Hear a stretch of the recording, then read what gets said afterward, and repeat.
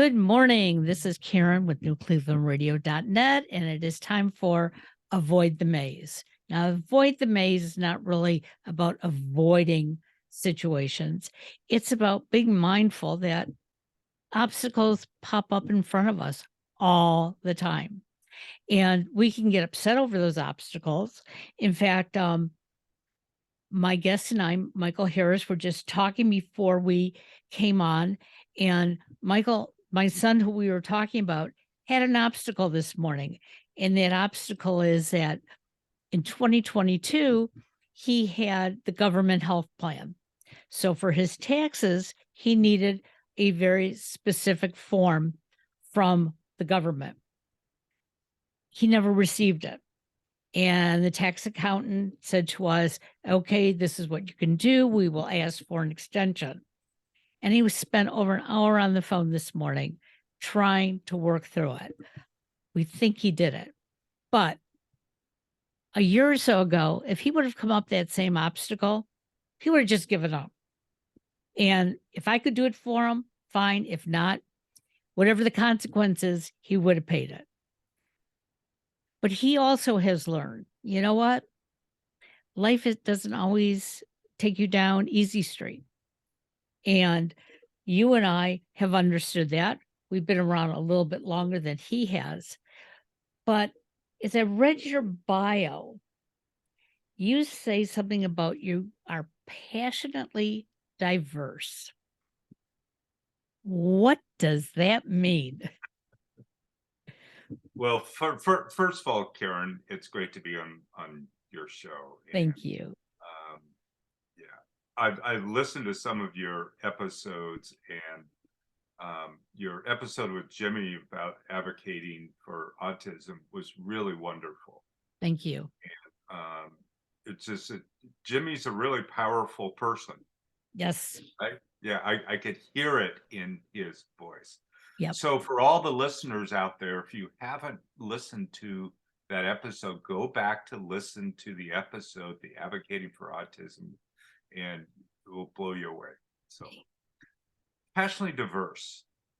You know, I have this theory, and I don't know if it's true or not, but the theory is that if I went to a psychiatrist, I would probably be diagnosed with ADHD or one of those ADD things, right? Whatever those diagnoses are. And so I came up with the idea, well, maybe that's what I am, but what if I look at it differently? And I decided to look at it, wow, I have a lot of diversity. There's a lot of different things that I like to do. And therefore, maybe I'm passionately diverse. I like that. So it's just like moving from this framework, this concept of there's something wrong with me, to this idea, this concept that let's celebrate these different parts of me that want to come out. We all need to do that because we all are diverse if we really think about it. Absolutely. Yeah. And you know, I live in a place, I've worked for myself since the early 90s. And I was working for a company way back when in 92, 3, 4. I was assistant controller of the company. The owner of the company sold it for a nice chunk of change at the time. And I didn't get a dime. And none of the 52 other employees got anything either. And I thought, well, this isn't right. You know, yes, I mean, I like helping other people and all that. And I was involved in that company in that transaction. Yet I thought, well, if he can do this, if Mark can do this, I can do this. So again, that was, I guess it was 94 when I left that company, and I've never turned back. So for a long time, I've worked for myself. And where I live now in Central Oregon, in Bend, Oregon, it actually has the highest percentage of entrepreneurs in the country. Wow. And so there's a lot of diversity here. So I don't have an office. My office is right here at my home. And the coffee shops, a couple of my favorite coffee shops. And The entrepreneurs sit around and we talk about what we're doing. And then we go out on the trails or climb a ridge or go skiing, all in the same day, right? So rather than being tied to, a desk job, so to speak, we like to do 4, 5, 6, 7 things during the day. And so I'm celebrating that diversity. I'm passionate about whatever it is I'm doing. I love going up and down buttes. We have buttes out here east of town, out in the desert, particularly, that are small volcanic buttes. And we'll go out there and we'll go up and down those buttes. And it's just like, it's a wonderful thing to do. And then I'll come back and do some more work. Right. You know, I think most of us could live a life like that. Yeah.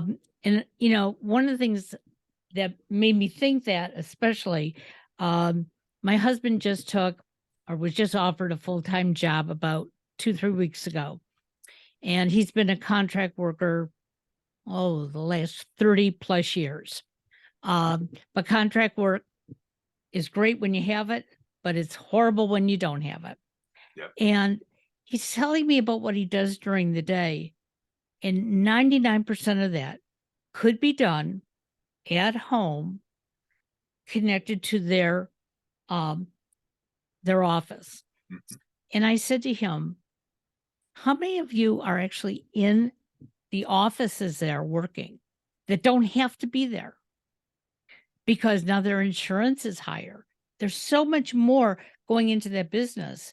Whereas if you were working from home, their overall is going to be cut. And he said, yeah, I sort of suggested that to them. And they said, well, but we got this big building. He said, well, that's great, but you don't need the whole big building. You don't have to heat it. You don't have to air condition it. And they finally said to him, are you an accountant? And he goes, no, I'm a realist. He said, because the majority of my day, I'm on Amazon. I'm looking at cameras. I'm looking at my own photography. He said, wouldn't it be better if I was devoted to you? And like you said, do some work in the morning, go walk through the park, take some pictures, get refreshed, come back and dig into your work again. However, we don't live in a society that really promotes that. No, and especially now, like post-COVID and everything, there's companies that are trying to bring people back into their offices. And I understand it and I get it. And things have changed. I mean, a franchise can't even get an employee to come flip burgers anymore. I mean, they're like doing TikTok. I don't have a TikTok account. I don't want one. But they do a lot of those things and have come up with creative ways to make more money than they can slinging burgers, at a franchise. And so I mean, franchise business, especially fast food franchise, I would not want to be in it Right. right now. 10 years ago, totally different. But today, so the nature of work has changed. And I think one of the benefits that came out of the whole COVID stuff is that people went within to decide part of who they really are. What do they really want? What's really important to them? Which is a good thing. Well, Right? and I think during COVID, what so many of us saw was that, especially those who were allowed to work from home, okay, they saw that they didn't have that commute back and forth, which for some people, it just takes all their energy out. And I know that happens for my son where he's living in Texas. It's could typically be a 20-minute commute if there was no traffic. In Dallas, Fort Worth, it's always traffic. And he's driving 45 minutes to an hour just to get to work, accident after accident. And he says, this is just totally ridiculous. I get to work. I need to sit down and just breathe for a few minutes. Mhm. Now he's working from home and he gets up and he gets his work done, and then he takes a break, and then there's a Zoom meeting. He says, "Mom, I'm getting more accomplished. I'm saving gas money. I'm saving mileage." And he said, "I'm not exhausted when I'm doing my work." And I think that's what COVID taught us. And I think prior to COVID, employers didn't trust their employees would get the work done, Yeah. Yeah. but And we they, did. yeah, and we do, and we do it in less time. And I think it's that focus. I mean, coming back to the idea of ADHD and passionately diverse and all of that. Yes, I have all these different things that come up, and I think that's just part of my nature, right? So I can honor that idea by focusing on one thing for 20 minutes or 2 hours, whatever it is, and then get it done quicker than I could sitting in that office somewhere, right? Right. So my productivity is actually higher than what it would be working for somebody else than working for myself. But I at have a the tough boss. He makes me work. He makes me get up early and work. But well, he also gives me a break to go play when I need to. and what I have found interesting is that when I first started podcasting, I was filling up each day with recordings. And I do have a group of podcasters who work under my umbrella, but I'm producing for them. So when I wasn't doing a production show, I was doing Avoid the Maze. And somebody said to me, "Do you have to put out that much in a week?" And I didn't even think about it. I had that mentality at first. I've got to work. And that's what I was doing. And in the last 6 to 7 months, um, after taking a positive intelligence program, I realized, who was I kidding? I don't have to put in that many hours. I don't have a boss hanging over my head. I've got to do what's good for me.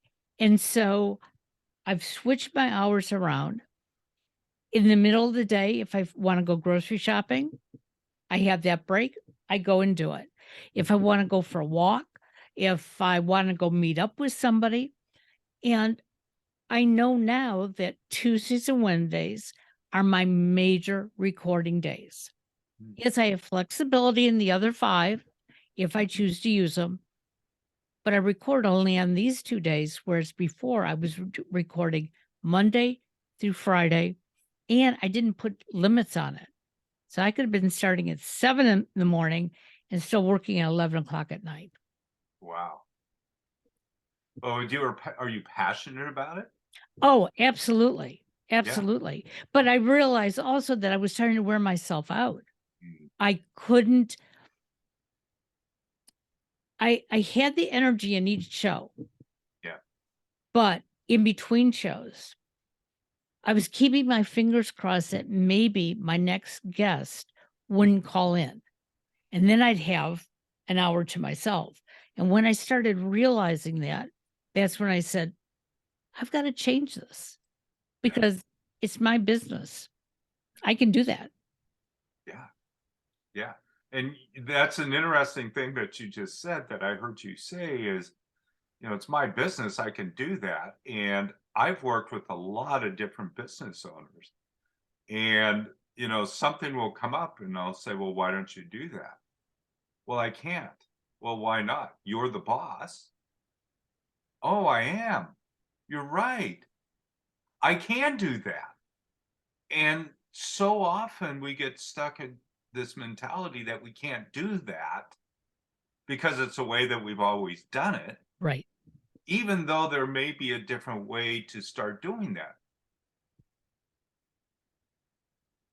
So let me ask you, because I know that you do coaching, how do you, how does somebody come to you and says, you know, I need to do things better, but I don't know what that means.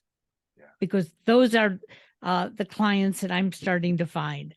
And, you know, I'm so excited about it myself because that's where I was, you know, um, and it begins with a conversation for me to find out what they have been doing, because then they'll start telling me really what they want to be doing. So, how does it work for you? Well, that's a great question, and there's not one specific response to that. I will say that part of what I've noticed lately, when I say lately, a little bit pre-COVID, but I'll say the last 5 years or so, I'm finding more and more people are looking for clarity. The structural stuff is important. And, many people that I've worked with, I would say 80% of them want to make more money. They need to do something to make more money. Well, one of the ways to make more money is to get more clear on what it is that you are doing. So that process and that question I heard you ask me is, I will oftentimes, and I've done this depending upon, the relationship between myself and the client, whether it's like Zoom or on the phone, or whether it's local, or whether they come here for 3 or 4 or 5 days, and we sit down and do the work. But the first thing that I do is help them dive into, even going back to childhood. It's not therapy, but it's just like, what is it you really want to do? And I believe, and it's my experience, that when we do what we really want to do, we thrive, right? You And are I mean, absolutely right. you had you've had several really great guests. I mean, even Inger Norden, which I know, she talks about it's never too late to start again, Exactly. and she's such a great example of that. And that doesn't mean that we just throw everything away that we've done. It's just the next step in our evolution, so to speak, that we're moving forward on.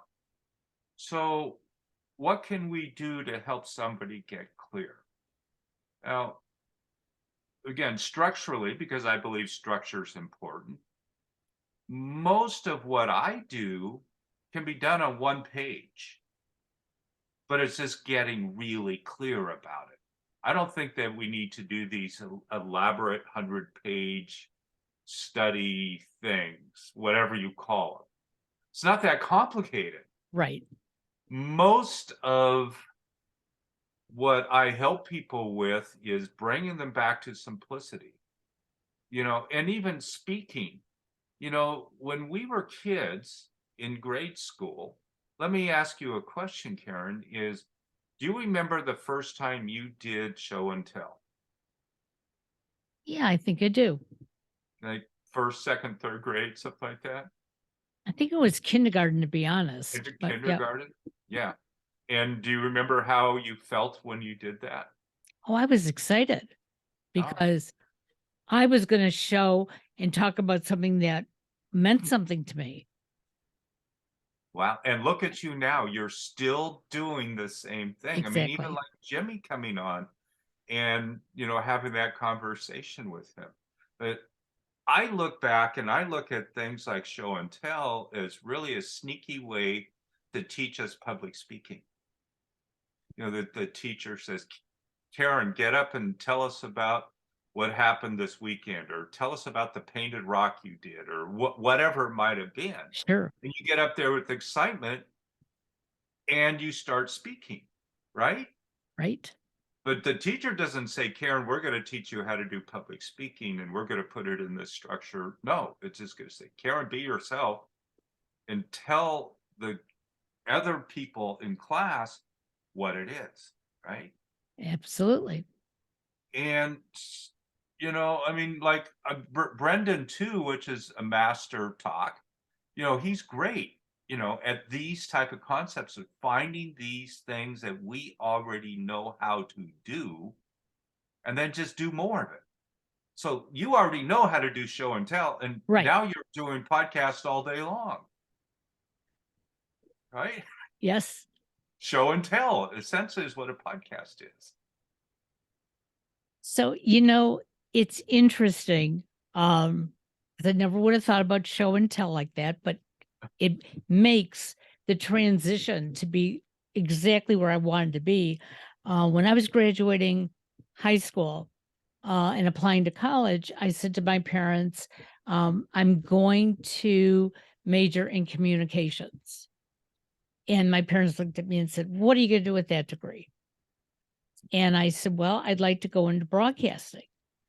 And my father looked at me and he said, "There are not positions for women in broadcasting."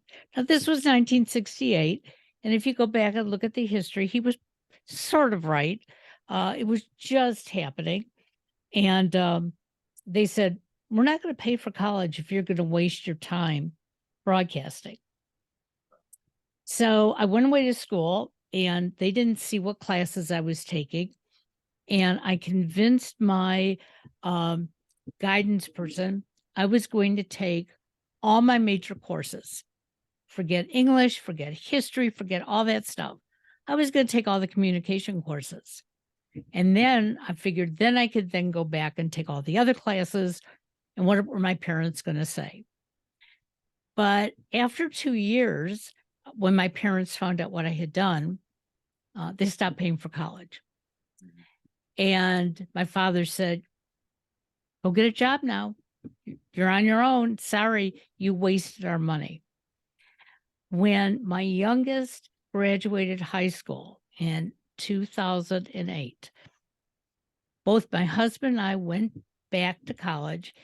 He went directly into his master's degree. I finished my 4-year degree and my master's in 3 years. I was determined that I was going to get my education in communications. It's what I wanted and needed. And then the day I got my diploma, I remember my mother calling me saying, "What are you going to do with it now?" And I said, "I'm already doing it. I'm podcasting, I'm blogging, and I'm doing speaking engagements." And she said, "How's that going for you?" And with a true heart, I could tell her, it's made me the happiest I've ever been. Now, she didn't ask me how much I was making, and that was probably a good thing because in the beginning, I was giving it away. Sure. I still didn't have that confidence. I could put a dollar sign on my speaking. But about a month before my mom passed away, I was with her, taking care of her. And I said, "Mom, I'll be back in about an hour. I'm going out in the other room. I have a podcast to do." And she said, "Are you a famous broadcaster?" I said, "Absolutely." And it Mhm. was that day that from that point on, you know what? I'm not doing this for free anymore. Yeah. I'm going to get, a group of people who want to podcast with me and I can do all, the stuff behind the scenes. They just want to do the talking. Hey, that works out very well for me. And so I created the business. And you're right. When I do it, I'm extremely happy. Yeah. And that's why for so long I was doing it 5 days a week. Mhm. But I realized I can still be happy doing it 2 days a week. I have a question for you. Sure. This is kind of a reverse Yeah, podcast. it is. What is it about podcasting that inspires you to do it? Because I'm learning as I'm talking to you, learning as I did with Jimmy yesterday. Um, it's like I can see bits and pieces of me in almost everybody else's life. And that's when I realize us humans on this earth, there's no reason why we don't like each other because we all have certain traits that are exactly the same. And so I keep thinking to myself, the more I can do, if I keep touching one person at a time, even if that person is me, I'm Yeah. getting better. Yeah. Hmm. That's interesting. I don't really do like New Year's resolutions and all that kind of stuff. But what I did do this year is I labeled this year as the year of the story. And I didn't know exactly what that was going to mean. And part of it was, I wanted to help other people get their stories out because I have a strong belief that stories are important. And what I just heard you say too, that we are the same. And I believe that if we connect more and tell our stories about who we are, what we're doing, what we like, what we don't like, and all these things, the more the connected we will be. And we Absolutely. all know that there's a lot of energy going on out there in the world today. Thank God we're not a major podcaster who just got fired Yeah. yesterday or the day before. You know, um, but I believe that connection at this level that we're working on is helping us connect in a good way. Absolutely. And when it comes right down to it, yeah, we need to get paid for it because getting paid helps us, with our message, with our mission, with our connection. It's no different than a farmer growing grain and selling the grain. The grain is out there to feed everybody, Right. you know.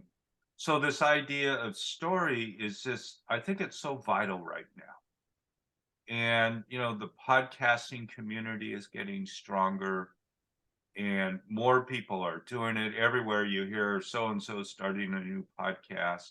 Some of them last, some of them don't, and some of them are really topic specific on just one thing, which Right. is great, because there does need to be a certain amount of focus in a particular area, Sure. which is great. But storytelling, we've been doing it since we were sitting around the campfire after we went out and hunted down another dinosaur to eat and talking about, how the dinosaur almost killed us, yet I was able to stab him right in the breastbone and get him. And so now we're eating, those. So the stories have been going on forever. Absolutely. Yeah. And I remember sitting at my grandparents' knees basically and hearing about how my grandfather left Russia, actually in the Ukraine area. Okay. Hmm. He walked to the port, he got on a ship. He initially went to Boston because he had cousins in Boston, didn't like Boston. His cousins found another cousin in Michigan. He went to Michigan. He worked and established himself there for a year. And then he took the reverse back to go get my grandmother and their daughter. And oh, lo and behold, she was pregnant when he left the first time. So not only one daughter, but two daughters. And then they had to make that trip back. And as a young kid, I didn't understand it 100%. Hmm. But now I look at those stories. How did you do that? Most of us don't even walk across the street to our neighbor's house. We get in our car, we drive across the street, pull in their driveway, and hey, here we are. Yeah. Makes no sense to me Yeah. that there once was a time that that's what our families did. And how did they get from one place to another? Yeah. And those stories help strengthen all of us. Yeah. Absolutely. And again, the more we do it, I think that the better we will be. You know. Now, you've written a book, and your book is called Falling Down, Getting Up. So, is this relating to following your dream? Mm. You tell me. How much time do we have? We have about we'll have to have you back again, so no Okay. problem. Yeah. Okay. So falling down, getting up, it really starts out, I grew up in a pretty great family. My dad was an entrepreneur, surprise, surprise, and my mom was a housewife, and um, we didn't really lack for anything. I mean, dad upper middle class, he did well, and I became a golfer at the local golf course and hotshot golfer and junior champ at 12 years old, and that was my game and all that. And so the book really starts out with that idea of winning the club championship, the junior championship, and then shortly thereafter we were down at the coast, the Oregon coast. I grew up in native Oregonian, grew up and went to the coast. We went water skiing, myself, my brother, and a few friends. And I loved water skiing too. So as a hotshot golfer, as a hotshot water skier, this is 1971. So it was a long time ago. And I used to like to do beach landings, and I got kind of pretty good at it. But one day I came in a little hot and a little fast and smacked the beach. And, wind knocked out of me, nothing punctured me. I didn't have any cuts or, I was kind of scraped up a little bit, but nothing serious. Ended up going to the local hospital, which wasn't much of a hospital at that time, at the Oregon coast. And they said I was just bruised up and I would be okay. Well, 48 hours later, I was back in Portland. They had me on the operating table. And then I woke up 10 days later and discovered they had taken out 60% of my liver, gallbladder, had a bunch of cracked ribs, collapsed lung, and said I'd been in a coma and I died and I'd come back, 21 blood transfusions. So I was pretty wiped out, right? Yeah. And yeah, my childhood, after that, my self-esteem plummeted. We had dad had built us a baseball field. We had a little bit of property, built a baseball field for the neighborhood. So all the kids would come over and would play baseball. So a lot of this, young kid athleticism went away because I couldn't do it for a while. I had a tube in the side of me for 6 months, and I was the white, sickly kid in school in 7th grade, that everybody kind of points at, right? I didn't start school in September because of the accident. I started in January, but, which was, we can get into all that at a different Right. time, perhaps. But I ended up being pretty mad at God. Like, I kind of wondered anyway, like, well, if there's a God, why are all these things happening in the world and in life and, all this stuff? And if there's a God, why did God let me have this accident and my body torn apart? Right. All this stuff, right? And so I became pretty angry at God. So through my teens and into my 20s, I was pretty wild, drank a lot, partied a lot, did all those things, and got into a little trouble here and there along the way. And I'm going through this kind of fast, but we can come It's back okay. to Sure. any of it. And then in 1986, my dad had passed in 85. He passed young, 58 years old, heart attack. He actually passed on Mother's Day, Oh, May wow. 12th, 1985. Well, about a year later, I end up at OHSU, Oregon Health Sciences University, after going through a couple of doctors, and they look at me, and the nurse, she started to do an examination and stops and calls the doctor. And apparently I had atherosclerosis, and my right leg was 100% blocked with plaque, and my left leg was 65% blocked. Wow. And the doctor said, we're probably going to have to amputate. And I told them with a word starting with an F that they weren't going to do that. It wasn't going to happen. And it never did happen. But they did initial what's called a fempop. It's bypass surgery on the legs. And it helped restore the blood flow for a certain period. The next month, I had a bunch of blood clots. And then the next year, about 7 months later, they wanted to do it again. And I refused the surgery. And they said, well, if you don't have this, we're going to cut off your legs and you'll probably die within about 6 months.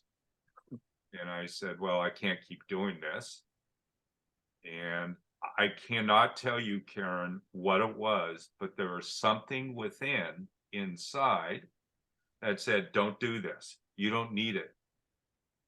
And I didn't know what I was going to do, but I didn't want to have more surgery.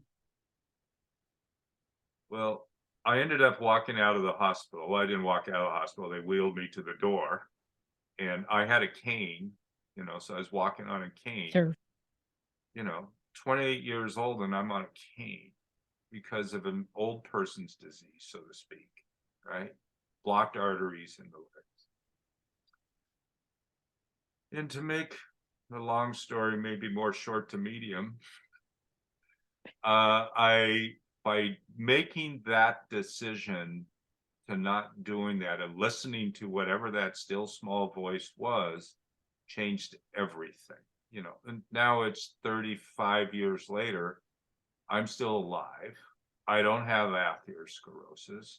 I can walk whenever and wherever I want. I can do whatever. And basically what happened, I ended up at a place called the Pritikin Longevity Center, which was in Santa Monica, California. It's not there anymore. There's one still in Florida. I ended up there, and the reason I ended up there is because I had read a book, a little piece of a story, right? Right. That said that if you eat more of a plant-based diet, it will help clean your arteries. And I went, oh, isn't that interesting? And this guy named Nathan Pritikin, some of the listeners may have heard of him, some may not, I don't know. Pretty famous back then. I went down to the Longevity Center, and it's right on the boardwalk in Santa Monica, kind of close to the pier, the Santa Monica pier there. Okay. And I was literally still on my cane. It was actually getting worse. I could walk maybe 10 feet. I'd have to hold the wall on one side and the cane on the other to walk. And as I'm talking to the doctor there, he says, just get up and walk. And I said, well, what do you mean? He says, just walk. And I says, well, it hurts. And he says, yes, I know.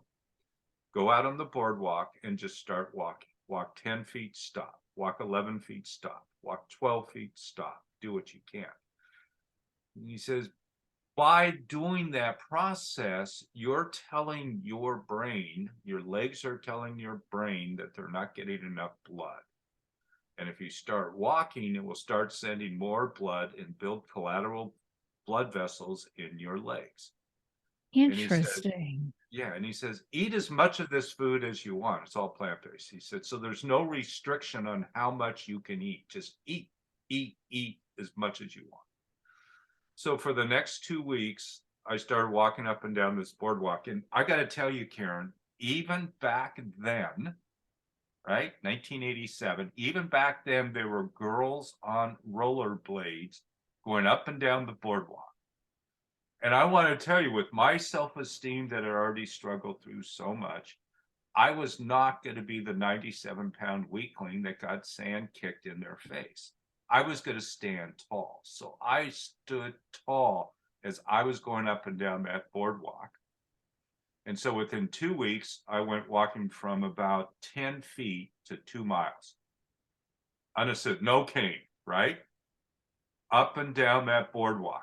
Up and down that boardwalk as much as I could, basically from Marina Del Rey up to the pier, the Santa Monica Pier. Wow. And it's just like, it gave me a new life. My self-esteem went through the roof.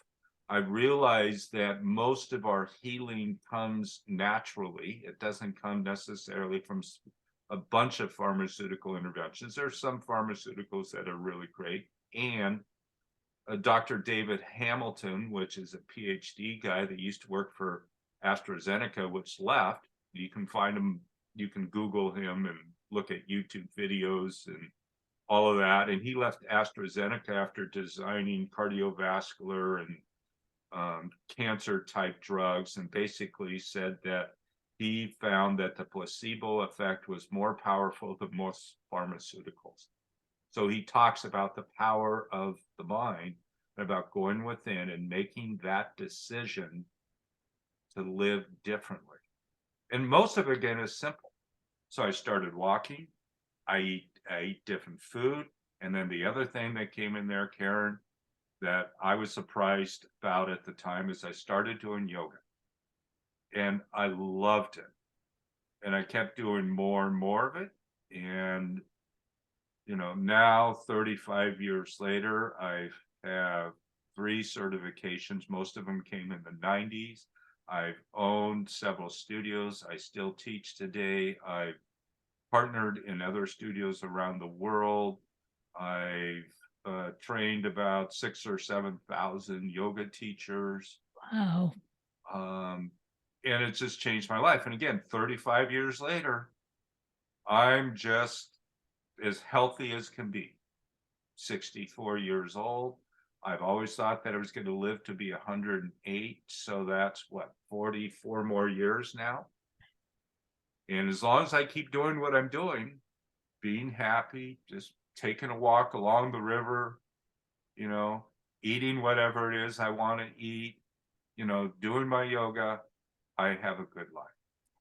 So one of the things that I'm getting from this, and I believe in it wholeheartedly, is that when we as an individual can dig deep enough inside of ourselves and say, what is it I can do for me? Yeah. Not anybody else, not the doctors. Okay. I still may need them, but right now, what can I do for me? And I love this conversation because about 3 months ago, I woke up one morning and my left leg was not sturdy and it was painful. And sometimes it's painful in the lower leg, sometimes upper, sometimes my back. And I thought, well, I must have just hurt myself. I still don't know what I did, but that's what I assumed. But 2, 3 weeks later, when it was still getting this way, and when I go to stand up, I have to actually think about my leg before I can start walking. So I went to a doctor and he ordered an x-ray and he said, oh, you have osteoporosis, but no big deal. I said, no big deal. It's painful. Now, I didn't stop walking. I didn't stop doing anything. Okay. I kept on my regular routine. A month later, they finally sent me to an orthopedic surgeon, and he looks at it and he goes, I don't see anything wrong with it. I'll send you to physical therapy. So I went to physical therapy. They showed me the exercises. I said, I can do these all at home. I don't have to pay you once a week for you to tell me that I'm doing them. And I started doing them. Some relief, but not a whole lot of relief. When I went to take care of my son in Texas, God love him, when he got his apartment, it's on the 3rd floor, which is really like the 4th floor. There is no elevator.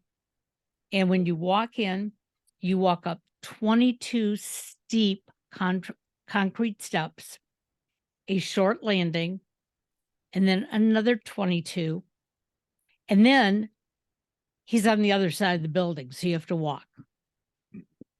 And the first day I walked in, I was carrying my suitcase and everything else, really made it a chore. But I could get up the steps. Was I huffing and puffing? Yeah. Did my leg hurt? Not as bad as it did when I started. And it dawned on me maybe the exercises I was given aren't totally right for me. I got to figure something else out. So that week that I was with him, I went up and down those steps quite a lot, realized I wasn't limping like I had been. When I came home, I don't have those kind of steps. Um, and I started noticing was hurting again. So I decided, you know what? I have a stationary bike. I used to ride it all the time, started riding it. Wouldn't you know? I would say about 90% of the pain is gone. And I think I know why.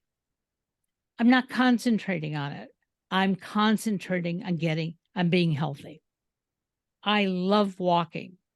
So I want to make sure when I finally go outside to really walk, I'm going to be able to do it without falling down and calling for somebody. Yeah. And that's what I'm hearing in your story. You know what? I got to do this. And initially, yeah, you're going to go to the doctors and you're going to say, hey, what is this? Yeah. But I do believe that if we go back to natural ways of taking care of ourselves, we're going to be healthier. Yeah, absolutely. And I'll tell you something, and this keeps getting reconfirmed all the time. When I did a yoga training in 1998, there was this Indian yoga master dude, right? And I went to him, and I was still in some pain. I had 10 years of pain and with my legs. And I went to him because I didn't really go to become a teacher. I went to study to heal my body. Sure. And I went to him because I thought in my mind that he was going to tell me to do this posture, that posture, and I was going to be all better and healed. He didn't do that because it's not about the posture. He said, Michael, don't worry about it. Forget about it. Just do the yoga. That has become the single biggest lesson I've ever learned as a result of yoga. Don't worry about it. Forget about it. Just do the yoga. It's not how well I can do a triangle pose or a bow pose because it doesn't matter. Right. It's all up here. And the reason I say that that's been confirmed, I didn't realize it. The doctor at the Pritikin Center, when I went there in 1988, said, don't worry about it. Just get up and walk. Don't worry about it. Just get up and walk. Dr. John Sarno, which is a pretty famous mind-body guy, he's now passed, but he used to always say, don't worry about it. Just forget about it. There's nothing wrong with your back, right? Dr. David Clark, he's associate professor of ethics at OHSU. He also started an organization called the PPDA, which is the Psychophysiological Disorders Association. It's a fancy way of saying the Mind Body Institute, right? He says the same thing. He wrote a book too called What to Do When the Doctors Don't Know What's Wrong with You, right? Don't worry about it. And then I'm reading this other thing I downloaded the other day to my iPad. I was looking for my iPad somewhere around here. A guy named Walter Germain, and this book was written in the 50s. And I got this book because I'd been listening to Dr. David Hamilton, the PhD guy that left AstraZeneca, and he said one of the books that had a huge impact on him was this book by Walter Germain. And I think it's the only book he ever wrote, but it's really powerful. I'm 3/4 of the way through it. And he's basically talking about mind-body type stuff. And the number one thing he says is, don't worry about it. So I keep coming back to this thing and, connecting the dots and getting this idea of, oh, don't worry about it. Be happy. Have a good life. Smile. Interact with other people. Go about your business and, with enjoyment. My father used to recite a poem called Why Worry? And every time one of us would say something, he would start reciting the poem to us. Yeah. And I know as young kids, my brothers and I, like, Dad, that doesn't mean anything, you know. But as we got older, we realized my dad had very severe angina his whole life. And actually, he was a victim of the 1917 pandemic. He was born, and a month later, ended up with scarlet fever. And his parents were told, go home and prepare for him to die. Yeah. 87 years later, my father finally, his body just got too weak.